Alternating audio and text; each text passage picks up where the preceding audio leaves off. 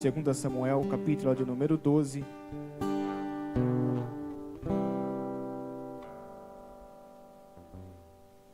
Livro de 2 Samuel, capítulo de número 12. E o versículo é o de número 20. Aleluia. 2 Samuel, capítulo de número 12. E o versículo é o de número 20. Quem encontrou, diga amém. Diz assim o texto. A minha Bíblia está uma versão diferente, pois é uma linguagem atualizada, mas a interpretação do texto é a mesma. Então Davi se levantou da terra, banhou-se, ungiu-se, trocou de vestes, entrou na casa do Senhor e o adorou. Então ele veio à sua própria casa, e quando ele solicitava, eles punham pão diante dele, e ele comia. Versículo 21. Então disseram a ele os seus servos: que coisa é esta que fizeste?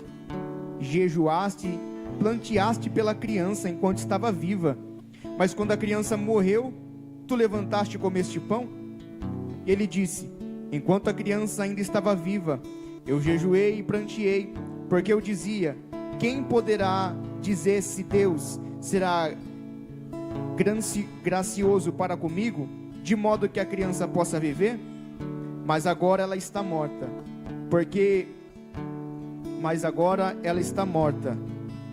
porque eu deveria jejuar? Posso trazê-la de volta?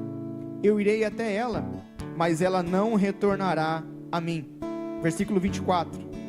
E Davi consolou Batseba, sua esposa, e entrou e deitou-se com ela, e ela deu à luz a um filho, e ele chamou o seu nome de Salomão, e o Senhor amou. Amém? Pode se assentar, adorando e glorificando ao nome do Senhor. Aleluia. Eu estava orando ao Senhor para pedir uma palavra, e o Senhor colocou em meu coração essa palavra, e eu quero dar um tema para ela: 7 atitudes de um adorador. Tem adorador aqui? Aleluia. Olhe para quem está do teu lado e pergunta: tu é adorador? Fala para ela: tu é adorador? Se você não é adorador, então esse é o momento de se tornar um. Aleluia. Você está num ambiente propício para isso. Já foram louvados louvores para adorar e exaltar o nome dele. Aleluia. Então eu quero convidar você neste momento. Se você não adorou ainda, o momento é esse, a hora é essa, o dia é esse, porque os céus já estão abertos aqui nessa noite. Quem crê nisso? Aleluia. 7 atitudes de um adorador. A palavra adorador no hebraico, ela tem 2 significados. O primeiro significado é servo trabalhador, aquele que está pronto a servir, aquele que está pronto, obrigado, aquele que está pronto a servir, aquele que está sempre disposto, está sempre com a mão no arado, está sempre trabalhando. É o primeiro significado da palavra em adorador no hebraico. O segundo significado é aquele que se rende profundamente, é aquele que se prostra, é aquele que reverencia a adoração. Só que nos dias em que nós estamos vivendo, achar um adorador não é fácil. Ser um adorador é muito mais difícil ainda. No dia em que nós estamos vivendo, na nossa atualidade, ser um adorador é muito mais do que você ir frequentar os cultos. Ser adorador é muito mais do que você vir e colocar louvores na sua casa, no seu carro, no seu fone enquanto você está trabalhando. Ser adorador não tem nada a ver com música, com os louvores. Ser adorador, a própria palavra no hebraico diz: é aquele que trabalha, é aquele que serve, é aquele que se prostra, é aquele que se rende, é aquele que se humilha perante a Deus.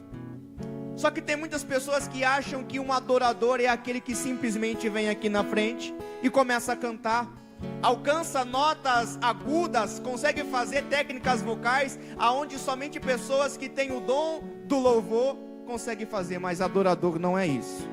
Adorador não é aquele que canta bonito.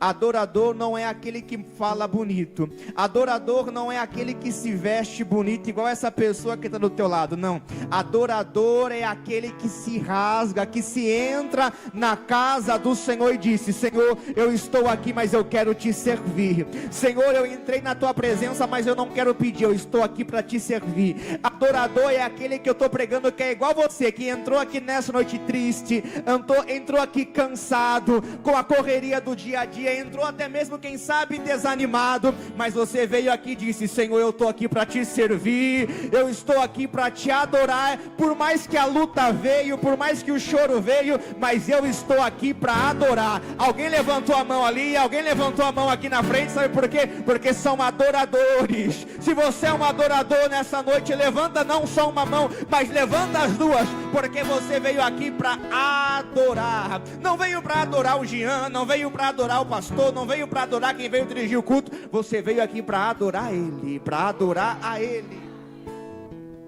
Hoje em dia, para ser adorador é difícil. A atualidade que nós estamos vivendo, adorador, as pessoas estão mais preocupadas com a aparência, estão preocupadas mais com a forma, com a oratória, estão mais preocupadas com as notas em que vai alcançar. Hoje em dia, a adoração ela está ficando em segundo plano. As pessoas estão mais preocupadas com a aparência, os templos grandes e formosos com altas tecnologias, com telões, aquela equipe imensa, tem tudo, tem beleza, tem riqueza, tem pessoas, mas falta uma coisa, que aqui nós temos, que é um coração voltado primeiramente para aquele.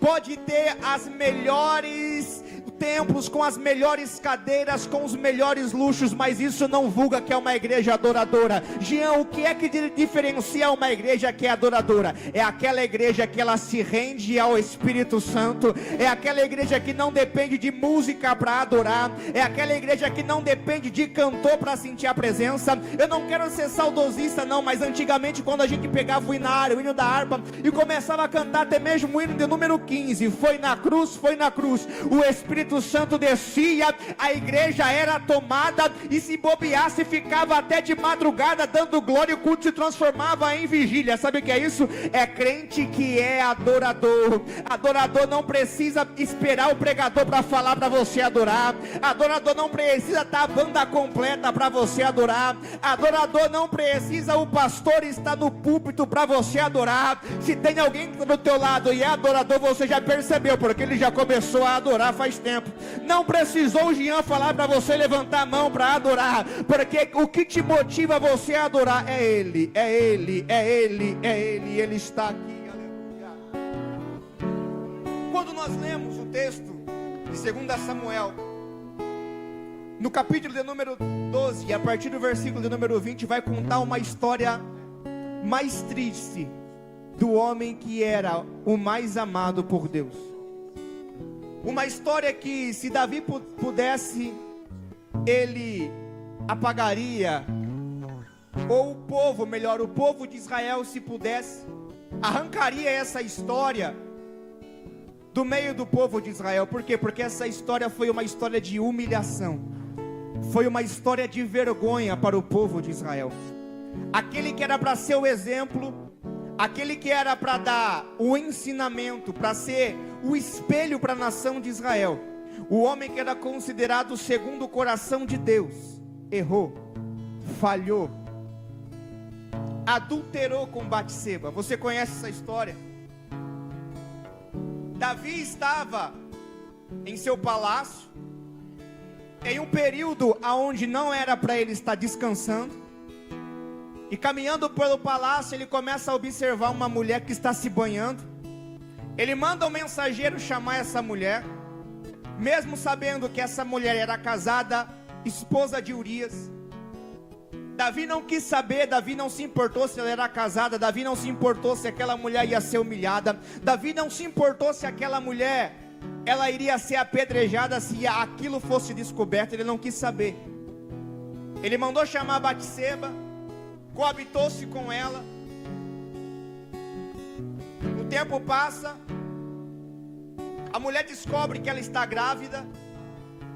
E Davi, para encobrir o seu pecado, ele vai mandar chamar Urias, o esposo da mulher que está no campo de batalha pelejando, para Urias ir para casa, festejar, comer, beber, ter relação com sua esposa, para que quando a criança nascesse, todo o povo de Israel iria achar que o filho de Batseba era com o seu marido. Davi tentou arquitetar um plano, tentou elaborar um plano mais perfeito. Para ele aquele plano iria ser o top, seria o melhor plano de sua vida. A criança iria nascer, o filho não ia ser dele, estava tudo resolvido. Só que o texto vai dizer de que Urias ele vem, ele volta para casa. Só que Urias ele não vai ficar com sua esposa. Ele fica tão preocupado, o povo está lutando, os homens estão gritando, pessoas estão morrendo na batalha, eu estou aqui comendo e bebendo, isso não é certo. Quando Davi descobre que Urias não está com a sua esposa na casa, mas está na porta do reino, do palácio, ele tem um segundo plano. Já que ele não quer colaborar com o meu plano, então eu vou armar um segundo plano. Manda então ele voltar para o campo de batalha, entrega uma carta para o general. E quando o general abre aquela carta, a mensagem é o seguinte: manda colocar Urias em um campo aonde ele não vai ter escapatória. Manda colocar Urias aonde ele não vai ter nenhuma chance de sobrevivência, para que ele não venha voltar para casa. Só que esse plano aqui deu certo. Urias foi para o campo de batalha, foi para a linha de frente, e ele morre. O plano de Davi parecia que estava perfeito. Só que até então Deus envia o profeta por nome de Natã. E profeta que é profeta, ele tem que profetizar aquilo que Deus manda, não aquilo que Deus quer, viu? Profeta que é profeta não fica passando mão na tua cabeça para levantar o teu ego. Profeta que é profeta não fica profetizando só bênção, que Deus vai te dar carro, que Deus vai te dar casa, que Deus vai te dar aquilo que você precisa, a porta está aberta. Não, profeta que é profeta tem que ser igual Natã, tem que ser igual o profeta Elias, dizendo: ó, é tempo que os céus vai se fechar, ó, é tempo de você reconciliar, é tempo de você pedir perdão. Profeta que é profeta é assim. Ser profeta no tempo que nós estamos vivendo é fácil, porque parece que as profecias é tudo, ó, oba-oba, Deus vai dar, Deus vai fazer, Deus vai mudar, e Deus faz isso e faz mesmo. Só que tem que entender que você que é profeta, quando você é profeta tem que profetizar. É tempo de reconciliar, é tempo de pedir perdão, é tempo de trocar as vestes, é tempo de ter um encontro com Deus, é tempo de você entrar no caminho. Aí eu quero ver se é profeta mesmo. Jean, a palavra está dura, é o que o céu está mandando. Quem tem ouvido, ouça o que o Espírito Santo diz à igreja. E Natã, como é que vai entregar essa profecia? Ele é o rei, ele é aquele que é o segundo coração de Deus. Ele é aquele que toca a harpa, e quando ele dedilha a harpa, o Espírito Santo invade o ambiente, e demônios têm que bater em retirada. Como é que um profeta, ele é o menor, ele não é conhecido, como é que ele vai entregar uma profecia para alguém que é segundo o coração de Deus? É aquilo que eu te falei, profeta que é profeta não está se preocupando se o homem vai gostar ou não vai gostar, é aquilo que Deus tem para falar e ponto final. Ele entregou a profecia, só que ele foi estrategista também. Ele vai contar uma parábola dizendo: olha, Davi, aqui no reino tem um homem muito pobre, só tem uma ovelhinha, e o seu vizinho tem um rebanho inteiro, várias ovelhas. E esse homem rico que tem várias ovelhas recebeu um convidado em sua casa, e ele quis festejar, ele quis se alegrar com esse convidado. Só que ao invés de ele pegar a ovelha que ele tem, ele vai pegar a ovelhinha só daquele homem pobre. Ele vai pegar aquela ovelhinha e vai pegar e vai matar o homem ainda. Davi se levanta do seu trono irado e diz: esse homem tem que pagar 4 vezes mais. É aí que está. Apontar o erro do outro é fácil. Quando você aponta o erro para alguém, é um dedo e tem 4 dedos apontados para você. Já percebeu isso? Aponta o dedo para alguém, é um dedo apontado para alguém e 4 dedos voltados para você. O próprio Jesus diz: é melhor olhar a trave que está dentro de você do que o cisco que está no olho do teu irmão. Quando Davi, ele fala isso, o profeta Natan fala exatamente isso. Esse homem é você. Aí agora a ira baixa e a vergonha entra. Aí agora o nervosismo passa e o arrependimento bate. Sabe o que é isso?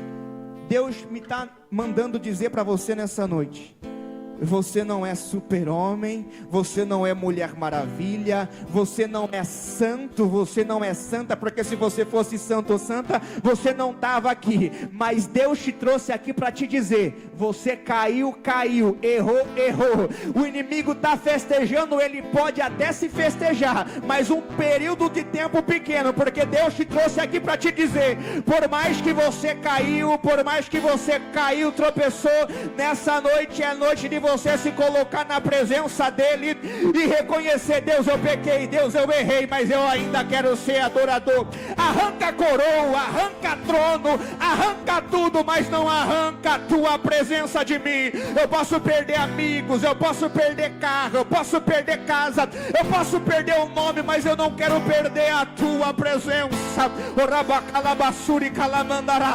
Deus te trouxe aqui para te dizer: é noite de você ter um encontro com Ele.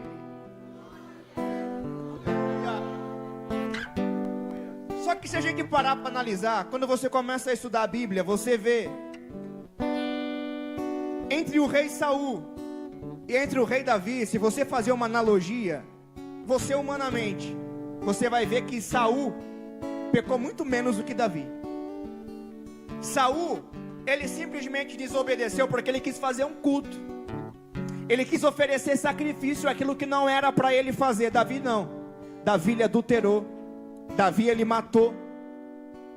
Então, olhando humanamente, aqui Davi pecou muito mais do que Saul. Mas a diferença é de que Saul não se arrependeu. Saul estava preocupado com o trono. Davi é diferente. Davi ele se arrepende, ele fala: pode arrancar trono, eu não quero trono. O que eu não quero é ficar longe da tua presença.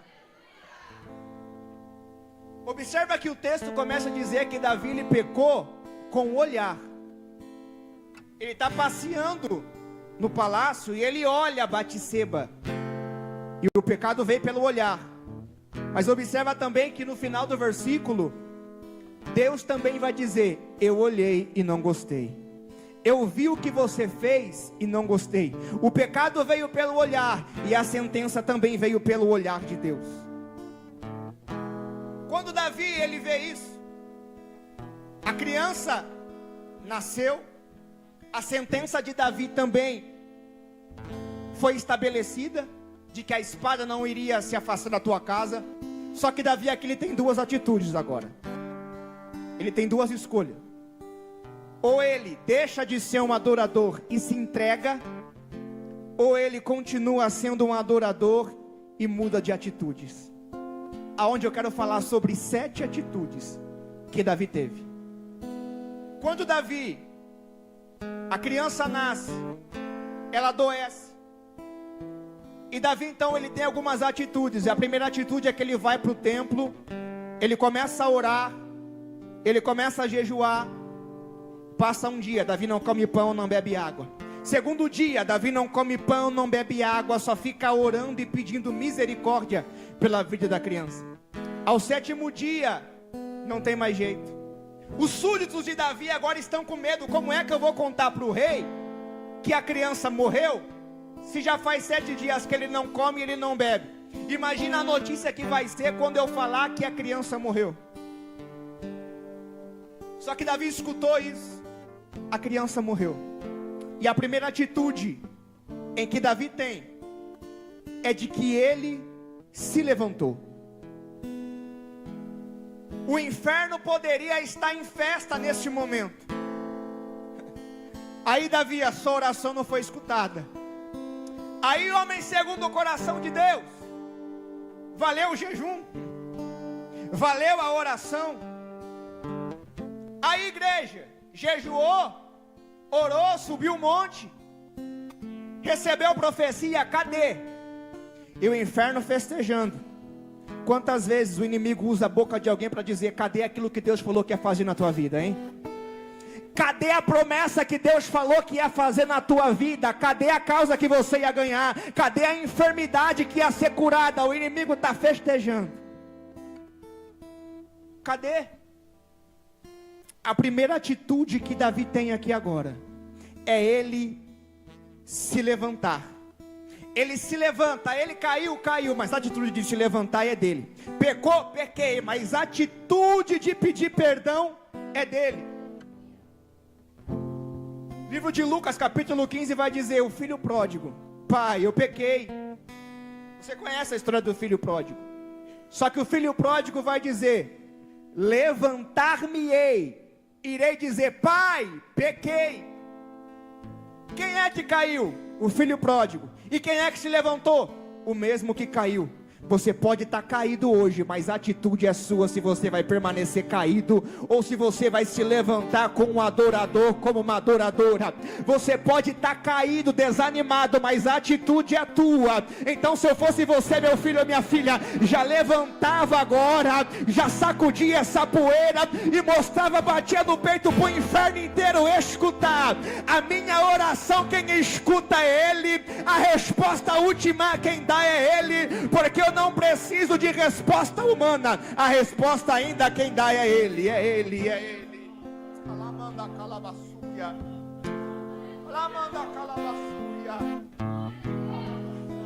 Segunda atitude, ele se lavou, tomou banho.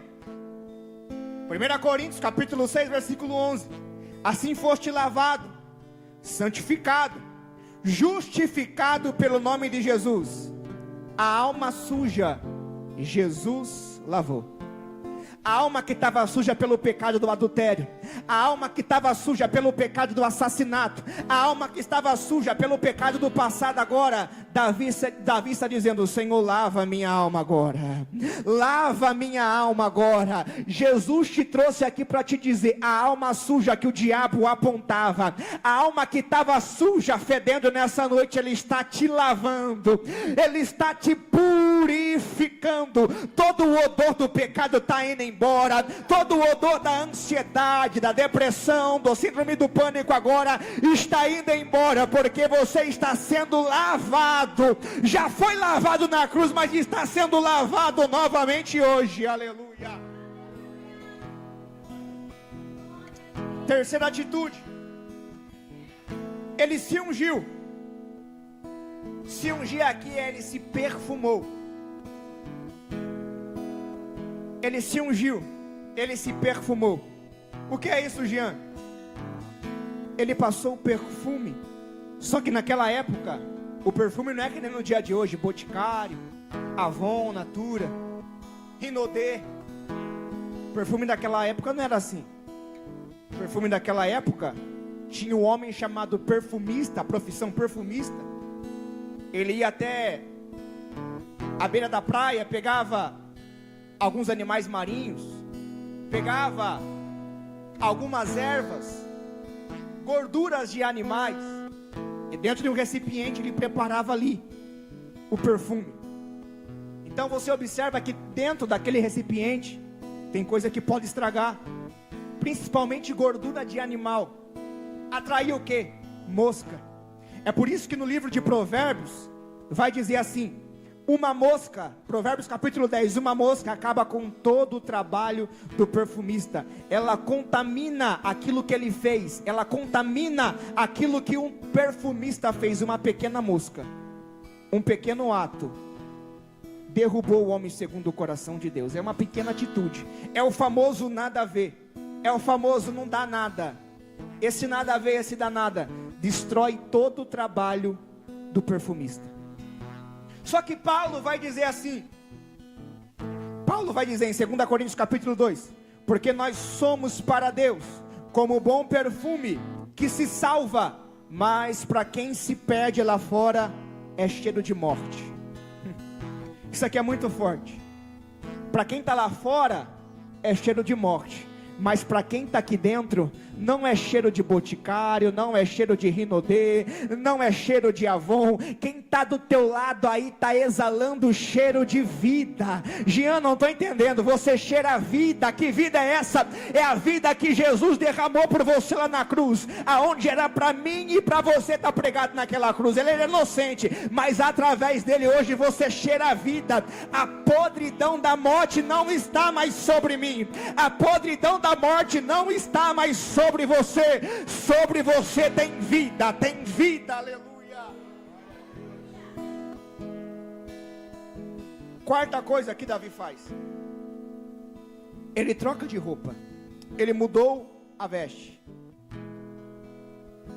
Porque a primeira veste aqui é veste do pecado, a primeira veste é veste da vergonha, é veste da humilhação. Mas a quarta coisa, ele vai trocar as vestes. E Deus marcou esse encontro para trocar a tua veste também, viu? Deus marcou esse encontro para mudar o teu vestimento. Livro de Isaías, capítulo 61, vai dizer: o Senhor me vestiu. Vestiu com quê? Com terno de grife? Não. Vestiu com quê? Com um vestido mais longo e brilhante? Não. Vestiu com quê? Com um sapato mais invernizado? Tampouco. O Senhor me vestiu com o que, Jean? O Senhor me vestiu com vestimenta da salvação. Aleluia. O Senhor decidiu te vestir com salvação. Efésios capítulo 6 vai dizer: revesti-vos da armadura de Deus. A primeira armadura, ele te salva. A segunda armadura, ele te reveste. E a terceira armadura, Apocalipse capítulo 3. Não, isso aqui é só para quem é pentecostal e está entendendo isso aqui. Apocalipse capítulo 3. A primeira armadura, salvação. A segunda armadura, revestimento. E a terceira armadura, Apocalipse capítulo 3. Ao que vencer, será vestidos de vestes brancas. E de maneira, já tem alguém que está dando glória. E de maneira nenhuma eu vou riscar. O quê? De maneira nenhuma eu vou riscar o seu nome do livro da vida. É Deus dizendo: primeiro eu te salvo, segundo eu te revisto, e terceiro eu te levo para morar comigo, e o teu nome eu não vou riscar jamais. Oh, aleluia. Quinta atitude, já estou encerrando. Ele foi adorar. A criança morreu, mas eu vou continuar adorando. A quinta atitude vai mostrar se você é um adorador de verdade ou não. A quinta atitude, ele foi adorar. Adorou meio a luta, adorou meio ao luto, adorou meio a perca, mas adorou.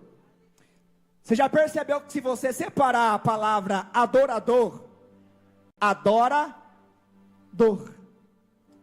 é no mesmo momento em que está doendo, mas está adorando.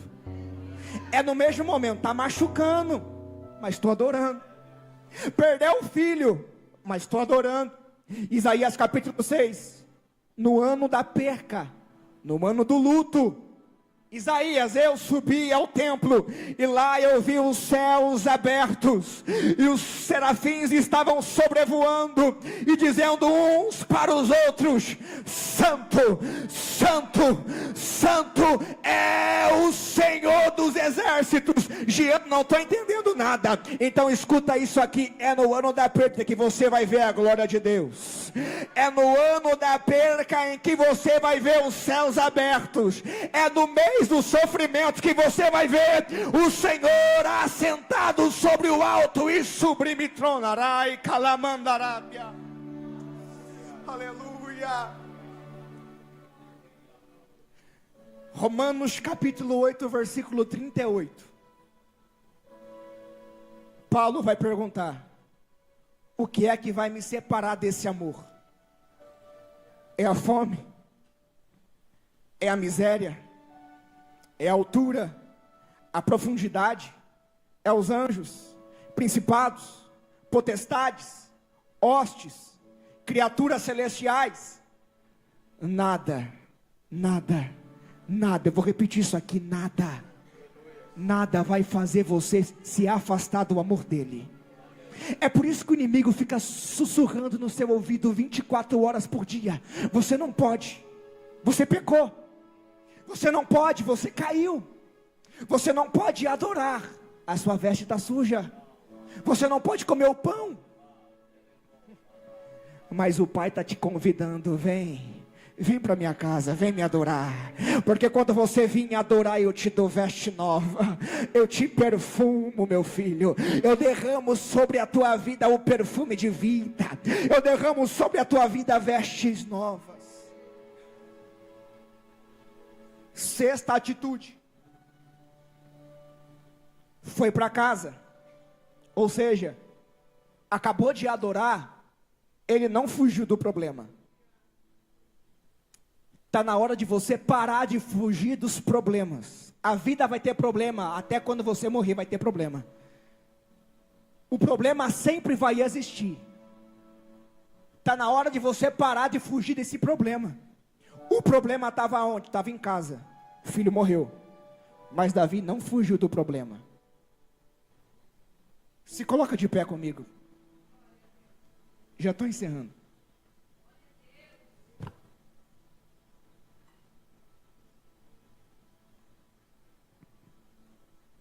Está na hora de você parar de fugir do problema, encarar a realidade, sacudir a poeira, se revestir, e lá onde é que está o problema, sabe por quê? O problema não é o Jean que resolve, problema não é pastor Edgar Silva que resolve, problema não é pastor Douglas que resolve, problema, quem só tem a solução para o teu problema é Ele. Eu estou pregando para alguém aqui que tem problema. É óbvio que tem, todo mundo tem problema. Mas está na hora de você fazer isso que você fez, se colocar de pé, como um verdadeiro adorador, como uma verdadeira adoradora, dizendo: por mais que a situação está conturbada, eu ainda vou continuar adorando, eu ainda vou continuar adorando. A porta fechou, não interessa, eu não adoro porque a porta está aberta, eu não adoro porque a porta está fechada, eu adoro porque Ele é. Eu não adoro simplesmente porque eu estou bem de saúde.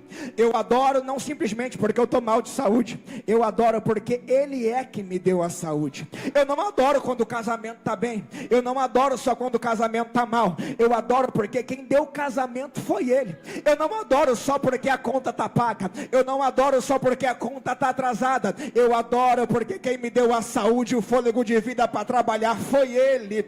Eu não adoro simplesmente porque eu tenho um cargo eclesiástico. Eu não adoro só porque eu participo do ministério. Eu adoro por causa dele. Eu não adoro para ele me dar um carro. Eu não adoro para ele me dar uma casa. Eu adoro porque ele me deu a salvação. Eu não adoro se ele me curar. Eu vou adorar mesmo com essa luta, com essa enfermidade, porque eu sei que quando eu chegar lá em cima, não vai ter choro, não vai ter ansiedade, não vai ter depressão. Deus te trouxe aqui para te dizer: eu quero ver aonde é que estão os adoradores de verdade. Já encerro. A última atitude de Davi. Prepara o louvor. Vou encerrar. A última atitude de Davi. Sétima. Comeu pão. Comeu pão. João capítulo 8, versículo 31 vai dizer, Jesus está dizendo: eu sou o pão da vida.